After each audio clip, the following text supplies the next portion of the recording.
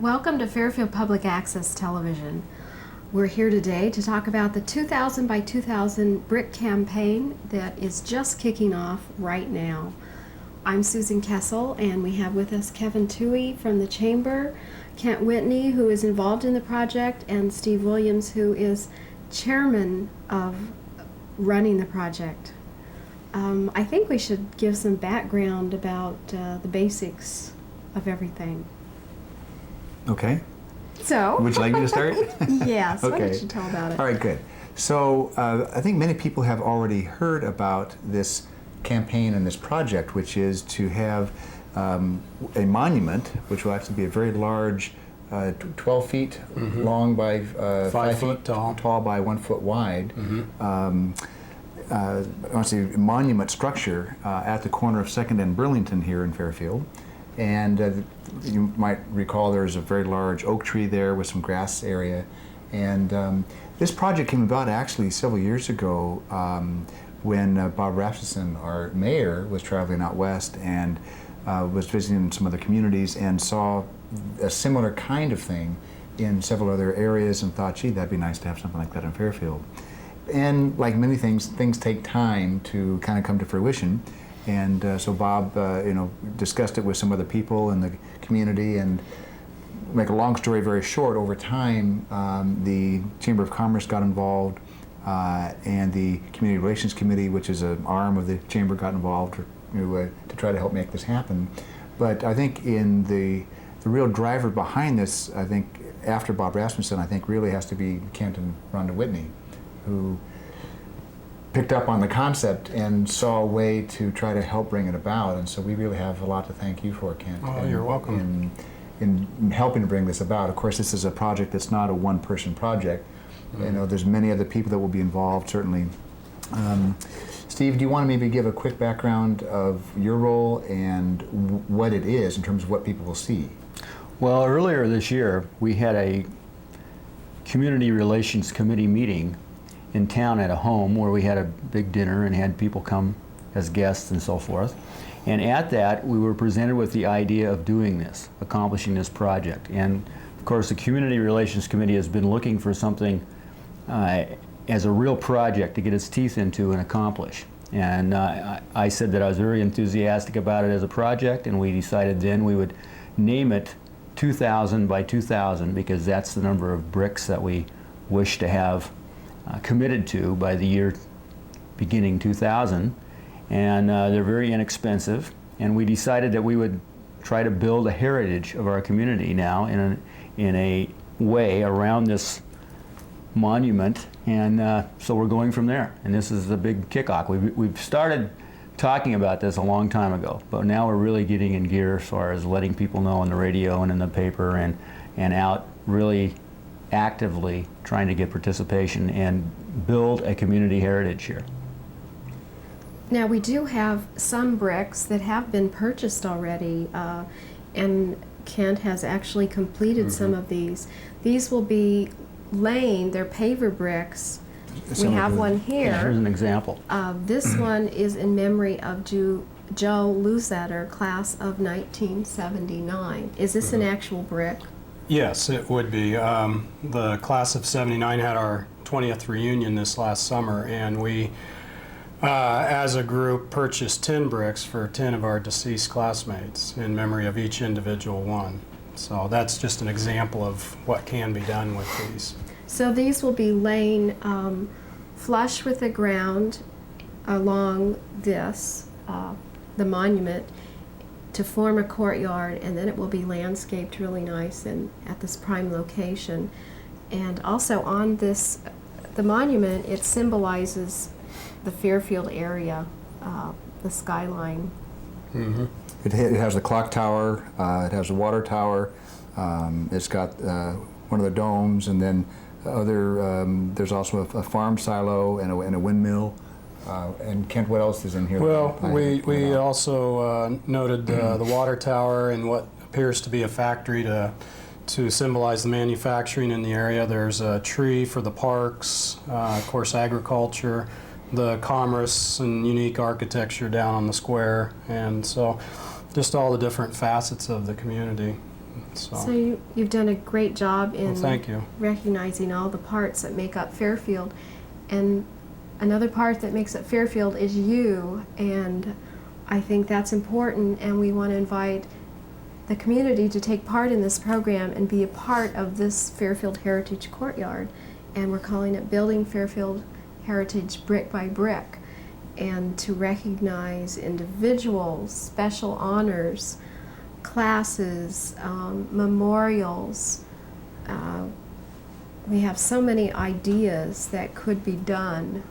Just think of something, and we're kicking this off this weekend, and it will go through October, the push for the campaign.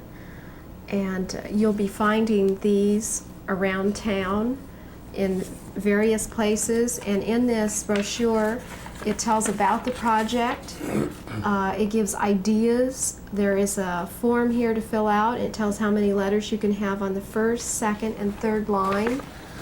The money goes towards a foundation, which is... How much is it? You want to mention it? Sure. It's $50 until January 1st, and then it's $55. Right. So now's a good time. And this will make a great holiday present as well. You know, if you have somebody in mind that you would like to have be honored or be recognized. I know that talking with one of the ministers of one of our local churches, their congregation is talking about having a brick for each of the 9 ministers that have served that church and that congregation for over the last number of decades. So there are many different options and opportunities to really help honor and recognize the people of our community. Different coaches for teams that may have gone to state or may have done really well. The team members could go in together and buy a brick for their coach. I mean, there's just so many great ideas. Mm-hmm. And the thing that I like about this opportunity is that it really helps to bring the community together. There's this town of ours, and in fact all of Jefferson County really is very unique. I think most people recognize that, but in our town, for instance, of 11,000 people, we have over 50 software companies.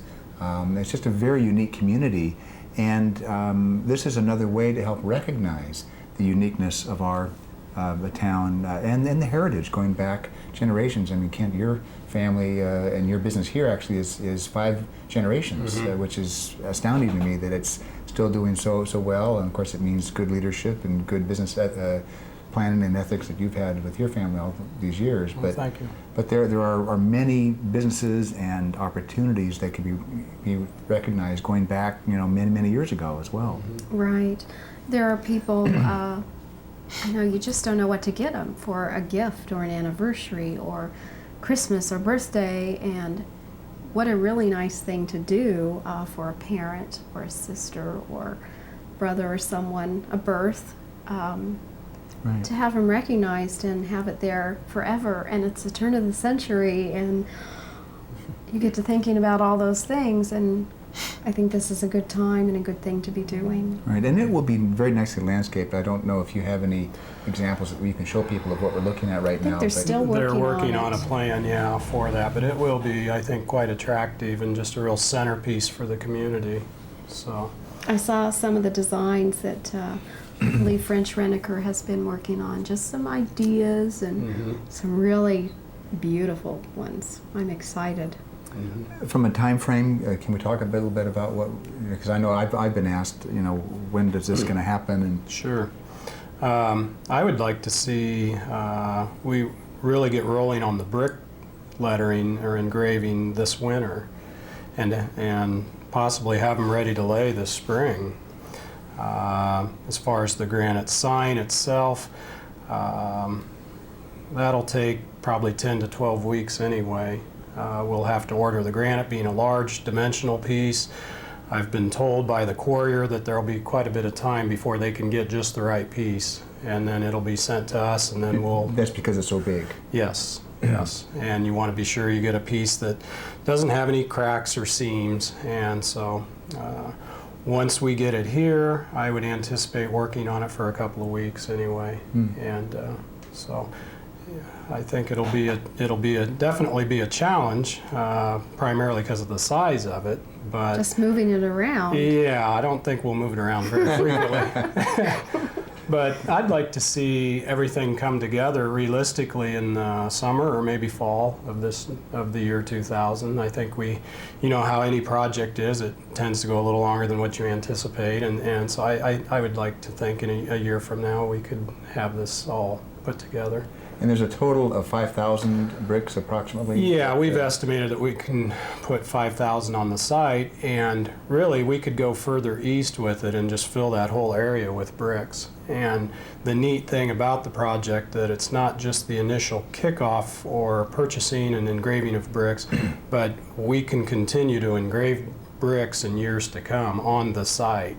Right. And so it will be an ongoing project. As people come back and visit Fairfield, they'll see this, think, hey, that's a neat idea, I'd like to be a part of it. Well, they still can be. Right. And the other neat part about it, to me, that I think, is once everything is finished, you know, the project is paid for, then this money goes into the foundation, and then that money can be further used for whatever other projects in the community. Beautification and community awareness is what the foundation is developed for. And Right. Actually, I'd like to make just a comment about that, because some people may not know about what the foundation is.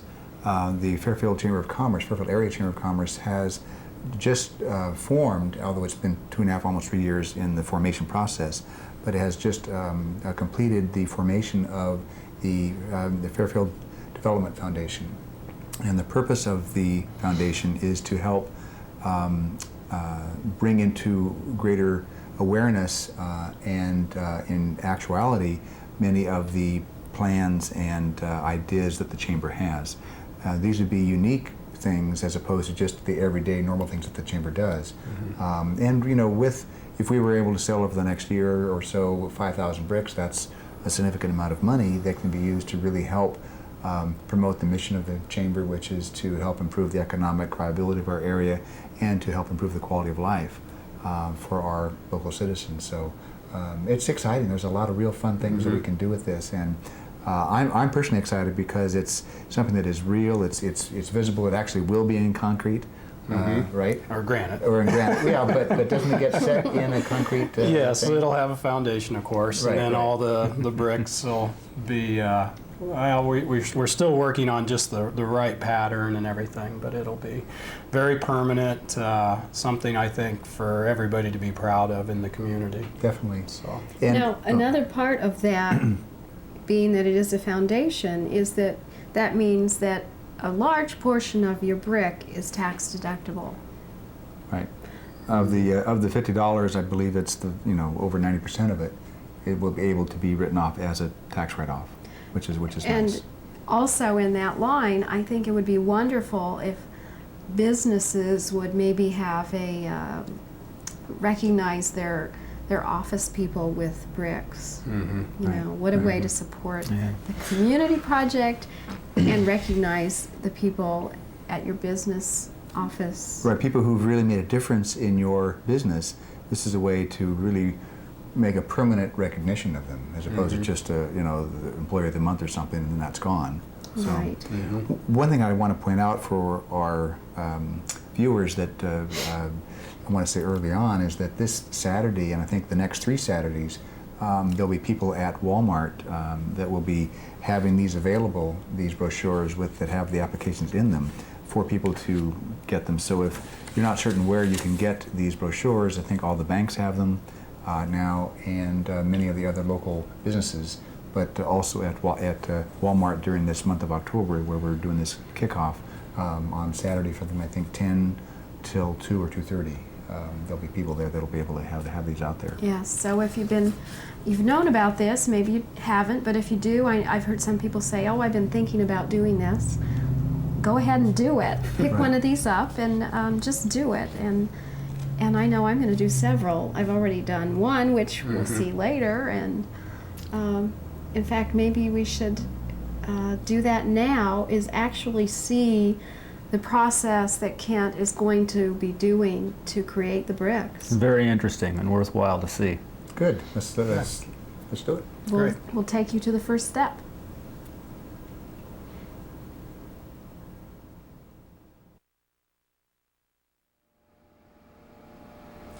Well, Kent, we're in your office, and like so many things today, they're done on computer. So a lot of your work with the bricks, it looks like, is going to be done on computer. That's correct. What we will do is we'll actually lay out and cut the stencils that we use to engrave the bricks on our CAD system. And what I've got here is a layout showing a group of bricks ready to be plotted by our cutter.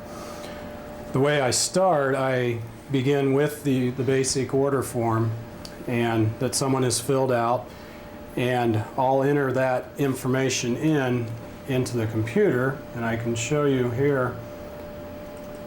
I'll click into a text frame, and then we just type the information in, have our spacing already set, and so it's really just a matter of typing the information in. It brings it up then onto the screen. I'll enlarge one here so you can see a little closer what we've got here. We're using a very simple style of letter called a Vermarco style. Each of these characters are 5/8 of an inch tall. You can get 14 characters per line, 3 lines. And so you can actually get quite a bit of information on these. So I've got these laid out. They're ready to send to the plotter. I will. Maybe we could read some of those. Okay. Tell our friends and neighbors what, give them some ideas, and that they need to have one on here to... Okay, that's a good idea. Yeah, there's just a variety. Like in this case, this is a couple. They've got Paul and Jeanette Quick. There's one below that in memory of Sharon Ross, and then 1961 to 1999. Another one by a child to their parents in honor of Paul and Avis Madden. There's one by an individual who's a past chamber president, Judy Cox, chamber president, 1992. Below that, an institution, Jefferson County Hospital, established in 1912. Here's a family, the Mitchells, Jay, Sharon, and Isa. The Fairfield Art Association, founded in 1966. So there's really quite a wide variety of different ideas that you can come up with. There's also some that are kind of humorous. There's Taylor's Off-Broadway Grill for a business, and that they recently retired, and it has the dates of their business on there. And then below that, there's another brick that says on it, "It's been fun, Jack and Marty Taylor."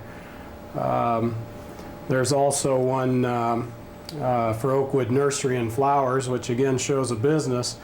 And one of the owners is Terry Klein, and he's got his name on a brick, and then he says, "Life is a garden, dig it."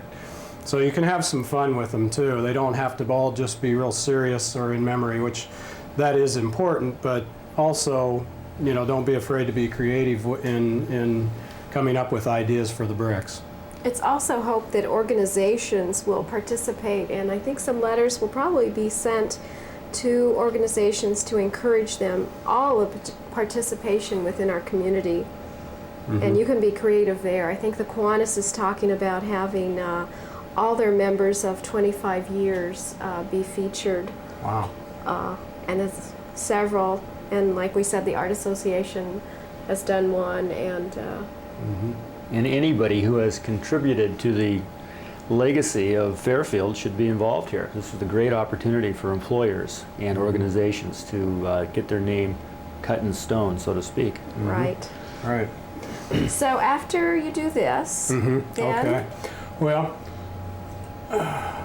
what we'll do is we send this file then over to what we call our plotter, which is this machine right here. It's has a knife that's on a bridge carrier that'll travel back and forth, rotate, and it actually cuts the letters out in the rubber stencil. We'll do that right now.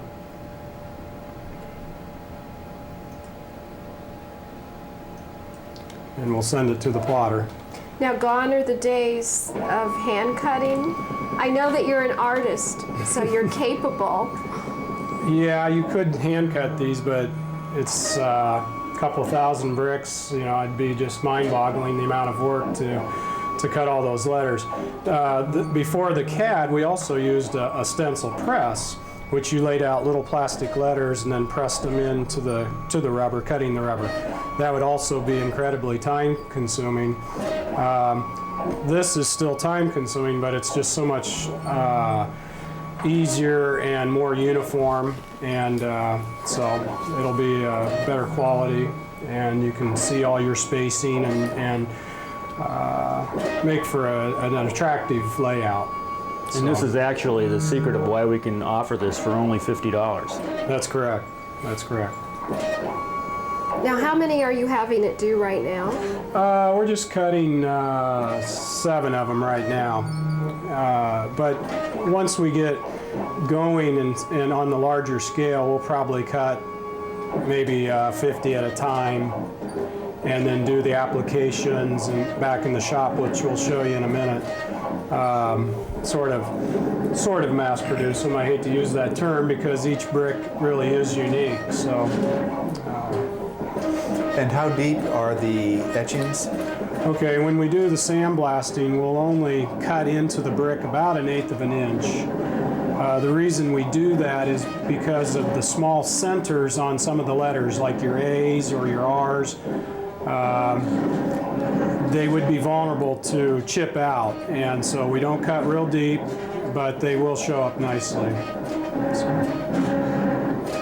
Each brick or each paver is a standard 4x8 size, so they'll look very uniform, and again, I think you'll be surprised how much information you can get on them. So. How long does it take to do, say, the 7 that we're talking about? Oh, this will probably take about 15-20 minutes to cut. Okay. So,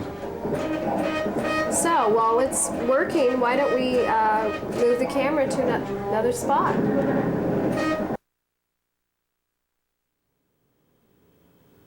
Kent, we're back in your workroom. Mm-hmm. Is this where you do all of your work? yeah, the majority of our shop work that we do, the actual engraving, the stencil work, the sandblasting takes place back here in the shop. So. It's really neat and clean. Must Well, be thank for you. us. Well, no, we generally keep it that way. We like to Okay. keep it clean and makes for a safer workplace too. Right. So. Right. So we have some bricks here. Show us the process. Okay, I'll give you a summary of what we do here. Obviously, we start with the blank brick. As I said earlier, it's a 4x8 paver. What was plotting there on the last segment was a stencil that is the size of the brick. And on this, the lettering has been cut. It's a little hard to see, but you'll see it as we continue the process. Now, I've placed a Scotch tape over this to hold these letters in, and then I will peel off a backing to this stencil. I'm sure if we were doing this, we'd have it stuck all over Well, ourselves. I might yet, so. So anyway, this stencil has a kind of a tacky back on it, but we also we apply a glue or what is called a filler to the brick to make sure that we have a good bond so that the stencil doesn't flip up in the blasting process. So we've already put some of the filler on one of the pavers, and basically we just line up the stencil onto the brick and we'll rub that on there. And then we take our roller and roll that a little bit more just to make sure we got a good bond down. Then we take our tape that we use to... Reminds me of getting a tattoo, a fake tattoo. Oh, I'm glad you said fake tattoo. I was wondering there for a moment. Yeah. I haven't seen your tattoo. Fake tattoos. It's usually for St. Patrick's Day or something weird. I see, okay. No, I'll roll that down a little bit more after I've got the tape off. We also like to hammer them down too. It really gets that stencil to bond to the stone, or in this case to the brick, so that we again are certain that we have a good bond, especially on all the edges.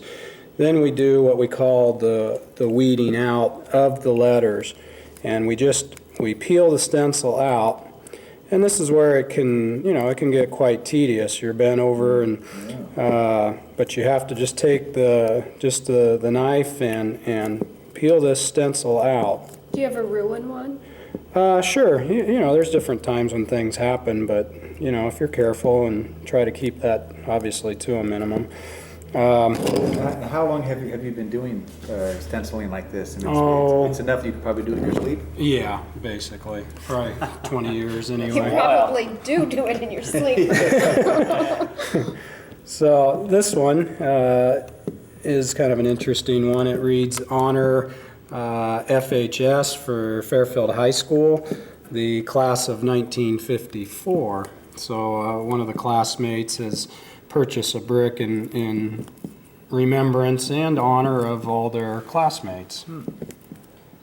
So if you have a class reunion coming up, it'd be great to have it organized and so you could have one of these this year if you're having a reunion next year. That's right. And like I said, our class, we did it in memory of the deceased classmates. And I think it's, something that's really important to remember those individuals, and also it's something nice for their parents who are still in the area to remember their child from. So I think again that's real important and part of the heritage. So this is a class of 54. Yes. So class reunions and also family reunions would be Oh, something to think great about. idea. Or- Sure. And some businesses have reunions occasionally, and That's Right. correct. there's some more ideas. So now, this one, now that we've weeded out the letters, you can see where the brick is exposed. The rest of the brick face is protected by the rubber stencil. So what we'll do now is sandblast this. And what happens, the abrasive that we use bounces off of this rubber stencil. And then where we've peeled out the letters, exposing the brick, then it cuts into that stone and sinks it down, as we were saying earlier, about 1/8 of an inch. And then we will spray a dark spray in there just to darken the letters so that we have a good contrast so that the lettering shows up real well. Great. Let's see what the next step is. Now, Okay. before we go over there, I have to get this out and I have to show that I did this for my mom and dad. And they're both living and I still wanted to do something. So it says to honor OJ and Marie Bates. Great, good idea. And I did this one for my mother-in-law and father-in-law also. And we also have Kevin, Louise, Yeah. Christine, Right. Michelle, too here. I thought it was good leadership, you got to step up and just do it, so we did. But I'd encourage everybody this next couple of months, go ahead and purchase your brick because it'll be great for the holiday season and help us to get this thing going, and they'll be cheaper too. That's right. Okay, so we'll move on over to another area of your Okay. studio back here. Okay. And tell us what we're going to be seeing back here. Okay, well, what we plan to do is, we'll be doing this, as I said earlier, we engraved the bricks by sandblasting. And we'll bring all the bricks into this room and we'll have them stacked up on a frame of some sort so that we can do 40 or 50 at a time. And why don't you come on in? I'll This is show you the- a real sandblasting room. Yeah, this is just a rubber coated room that we use for the sandblasting. Like in the monuments, we of course do our carvings and that sort of thing in here. But for the bricks, we'll come right into the room. We wear an air supplied hood, of course masks and respirators to protect from the dust, ear protection. Then we'll sandblast the bricks using just your standard blasting pot, or what we call the generator. We have the nozzle. So what we'll do once we're all protected with the hood and gloves and coat, we'll have the bricks set up along the wall here, and we'll actually just go along and we'll just sandblast all those lines of lettering. How long does it take, Kent, to do that? I would say each brick will probably take about 3 to 5 minutes, I would estimate. Because you don't really want to hit them too hard because you'll burn that rubber stencil, so you have to go over it back and forth and just gradually cut in to get that depth that you're looking for. I have one back here that has been sandblasted already that I can show you, and you can see how the stencil will discolor a little bit from the blast. And these letters have been cut in down about 1/8 of an inch. They're all uniform, consistent depth. And so now this is ready to be sprayed with the Lithichrome, which we spray into these sunk-in areas, and that will darken the letter. So again, that you have that good contrast so it shows up well. And then once that is completed, then what we'll do is peel off our stencil, and then we wash off the glue and any residue that was left on the paver, and then it's finished. It's actually a lot of work that is actually done from start to finish. Each brick, if this were another situation, different community, larger, whatever, you know, just the labor in this, you're looking at probably $100 or more. So it's a great deal in terms of the time that you put in and the professionalism. Well, thank you. Yeah, there is quite a bit to it, and it's just a series of steps. And by being able to do a large quantity, obviously that helps with the cost on it. And we've tried to keep it down just, you know, so that this project could happen, you know, and make it possible. So It's great. Well, thank you, Kent, for sharing with us so that you can see out there exactly what we're doing and how it's going to be done. And our kickoff, and grab one of these and be a part of Fairfield Heritage Courtyard. And thank you, Steve, for keeping this going, and Kevin for your part in the project. And we hope that everyone in our community will take part in this. So pick one of these up.